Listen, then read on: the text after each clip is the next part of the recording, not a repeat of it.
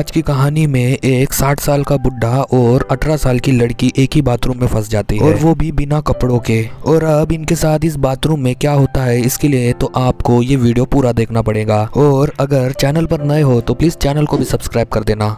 तो मूवी की शुरुआत में 1987 का टाइम दिखाया गया है, जहां पर हम देखते हैं एक फेमस राइटर मिगोल को जो एक रेस्टोरेंट में बैठा है। तभी वहां पर एक लड़की आती है जिसका नाम एंजेला था। वो मिडुल का इंटरव्यू लेना चाहती थी और उसी की तरह एक फेमस राइटर बनना चाहती है। जब एंजेला मिडुल के पास आकर बैठती है तो मिडुल उसे कुछ ऑर्डर करने के लिए कहता है। मिडुल एक साफ दिल का और मुंहफट इंसान है, जो उसके मन में आता है वो बोल देता है। डॉक्टर ने मिडुल को सिगरेट और दारू से दूर रहने के लिए कहा था, लेकिन फिर भी मिडुल इसे नहीं छोड़ता।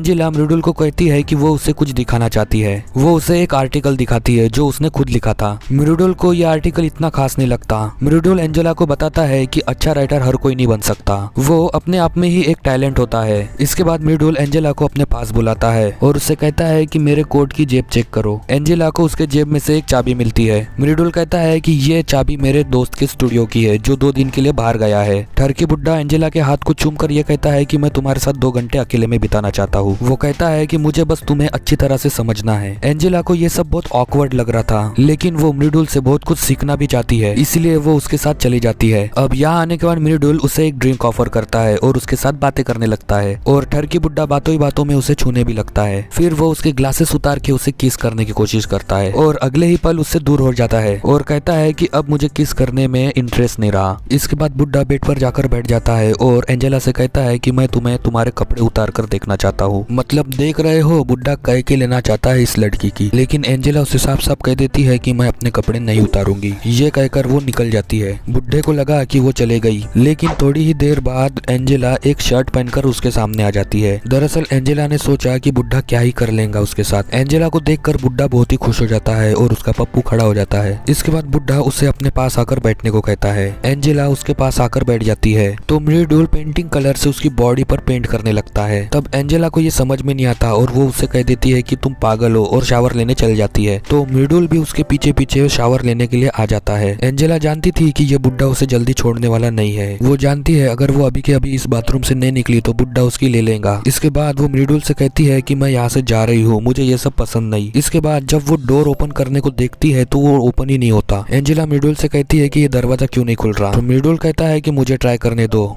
इसके बाद मिडुल से भी वो दरवाजा नहीं खुलता। दरअसल वो दरवाजा जैम हो चुका था। इसके बाद एंजेला खिड़की से मदद के लिए आवाज लगाती है, जिस पर बुड्ढा उसे कहता है कि ये तुम क्या कर रही हो, अगर किसी को हमारे बारे में पता चल गया तो लोग क्या कहेंगे। इसके बाद वो कहता है कि मेरा दोस्त 2 दिन के बाद घर पर वापस लौटने वाला है, आज सैटरडे है और वो मंडे तक आ जाएगा। इसका मतलब उन्हें 2 दिन तक किसी बाथरूम में रहना पड़ेगा। लेकिन अगले ही पल उसका माइंड चेंज हो जाता है और वो खुद ही लोगों को आवाज लगाने लगता है, लेकिन उनकी आवाज कोई सुन ही नहीं रहा था। उनके पास कपड़े के नाम पर एक टॉवेल ही था। इसके बाद दोनों एक जगह पर बैठकर बातें करने लगते हैं क्योंकि वहाँ पर कुछ करने को था नहीं। मिडुल एंजेला से पूछता है कि तुम्हारे फादर क्या करते हैं, तो एंजेला बताती है कि उसके फादर मिलिट्री में है। मिडुल उससे उसके फादर का नाम पूछता है। जब एंजेला अपने फादर का नाम बताती है तो मिडुल कहता है कि मैं तुम्हारे फादर को जानता हूँ और साथ में वो उसे ये भी बताता है कि वो उसकी बड़ी सिस्टर को भी जानता है। वो एंजेला को बताता है कि जब तुम्हारी बड़ी सिस्टर एक्टिंग सीख रही थी तब हम दोनों साथ में थे। मैंने 1-2 बार उस पर लाइन भी मारी लेकिन वो मुझे इग्नोर करके चल जाती थी। इसके बाद मिडुल कहता है कि तुम्हारी सिस्टर और तुम्हारे फादर की बिल्कुल नहीं बनती थी। इस पर एंजेला कहती है कि वो दोनों अब भी लड़ते हैं। एंजेला कहती है कि मेरी सिस्टर बहुत बड़ी एक्टर बन चुकी है और मैंने उसी से तुम्हारा नंबर लिया था। जिस पर मिडुल उससे कहता है क्या तुम्हारी बहन मुझे याद करती है, तो एंजेला उसे बताती है कि ऐसा कुछ खास नहीं है। वो कहती है कि मेरी सिस्टर का मानना है कि तुम अच्छे राइटर नहीं हो। और अब ऐसे ही बातों बातों में मिडुल एंजेला के पास आता है और उसे टच करने लगता है। चाहे बूढ़ा हो या जवान, औरत का निवस्त्र बदन किसी को भी आकर्षित कर देता है। एंजेला को ये सब पसंद नहीं आता, इसलिए वो दूर जाकर बैठती है। इस पर मिडुल उसे कहता है कि अगर हमारे बीच में कुछ नहीं हुआ तो बाहर जाकर तो लोग यही कहेंगे कि हमारे बीच में बहुत कुछ हो गया। कुछ देर बाद एंजेला फिर से ट्राई करती है, आवाज लगाती है, जिस पर बुड्ढा उसे देखकर फिर से ठरकी बन जाता है और वो फिर से एंजेला पर ट्राई मारता है। लेकिन एंजेला उसे बोलती है कि मुझे छोड़ दो, मैं बस यहाँ से निकलना चाहती हूँ। और अब मिडुल का भी दिमाग खराब होने लगा था, वो भी यहाँ से जल्दी निकलना चाहता था। वो बहुत परेशान हो जाता है। इसके बाद एंजेला मिडुल के पास जाती है और उसके साथ बैठ जाती है, जिसके बाद इनका टपाटप और छपाछप चालू हो जाता है। काम खत्म होते ही एंजेला को भूख लगने लगती है, जिस पर मिडुल कहता है कि कुछ टाइम पहले मैंने एक मूवी देखी थी जिसमें एक आदमी खाना खा रहा था। उसे लगता है कि वो सीन काफी रियलिस्टिक था और इसी ही तरह राइटिंग भी की जाती है। मतलब कि सामने वालों को पता ही नहीं लगना चाहिए कि ये बस एक कल्पना है। जिस दिन तुम ऐसा कर पाओगी उस दिन तुम एक अच्छी राइटर बन जाओगी। ये सुनकर एंजेला को बहुत ही अच्छा लगता है। इसके बाद मृडोल एंजेला को फिर से आवाज लगाने के लिए कहता है। एंजेला बाहर आवाज तो लगाती है लेकिन इनकी आवाज कोई नहीं सुन रहा। तब मृडोल कहता है कि क्या तुम एक मूवी देखना चाहोगी?